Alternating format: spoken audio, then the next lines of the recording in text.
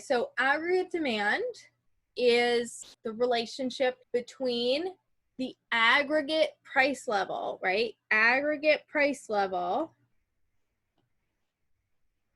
That means on average, the level of prices in the economy across all goods, something like we're measuring when we measure inflation, CPI or GDP deflator, those would be measures of the aggregate price level. So we want to think about the relationship between the aggregate price level and total or aggregate consumption. Demand is consumers, so we're still thinking here about consumption. So that's the total quantity of goods and services that people purchase, okay? What is the relationship between the overall price level in the economy and the amount of stuff that we purchase? We're going to break expenditures or purchases down into different categories. And this is a throwback to the national income identity.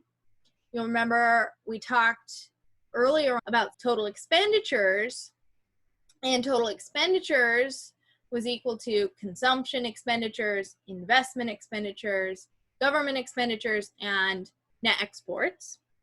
We've got our different categories of aggregate expenditures.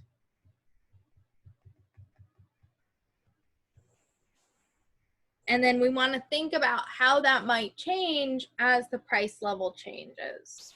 Now remember, this is not demand. It's not like, oh, prices are going up, so I want to buy less because I can't afford to buy as much. That's not what's happening here, right? When we say the aggregate price level goes up, we mean the price of everything in the economy is going up. That means your income is going up. So if your income is going up, say prices double, your income doubles, your wealth in the bank doubles, like, why are you spending more money? That doesn't necessarily make sense. So it should not be immediately obvious to you that aggregate demand is downward sloping.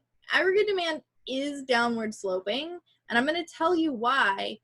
But the first thing you have to realize is that this is not the same thing as an individual market demand curve. When we say aggregate demand is downward sloping, what do we mean? We mean that as the price level decreases, we would expect total expenditures to increase. If the price level decreases, that will lead to an increase in total expenditures. Why? Well, because we have changes in each of these different categories of aggregate demand.